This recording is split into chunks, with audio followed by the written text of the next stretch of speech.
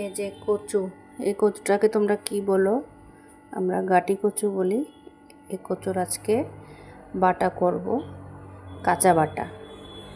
কে কে খেয়েছো জানাবে আমাকে। আমি আজকে ফার্স্ট টাইম করছি। এখন ভালো করে ছিলে ধুয়ে কেটে তারপর তোমাদেরকে দেখাচ্ছি।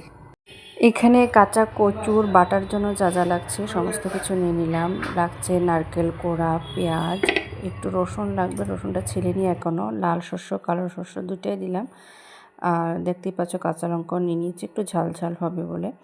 তো এখানে কচুটাকে কেটে ধুয়ে নিয়েছিলাম। মিক্সারে এখন সবজি দিচ্ছি, তোমরা চাইলে পাটায় বাটতে পারো। আমাদের সময়ের অভাবে শিলনোড়ায় না করে এখানেই করে নিচ্ছি, তবে শিলনোড়ায় করলে বেশি ভালো লাগে। তো এখানে একটু নুন দিয়ে দিচ্ছি সম পরিমাণ স্বাদ অনুযায়ী, দিয়ে এখন এটাকে মিক্স করে নেব। ভালো করে মিক্স করে লাস্টে এই যে কাঁচা সর্ষের তেলটা দিয়ে ভালো করে মেখে নিচ্ছি। মেখে তারপরে একদম গরম গরম ধোয়া ওঠানো ভাতের সাথে সেই মজাদার হয়। কেমন লেগেছে জানাবে অবশ্যই।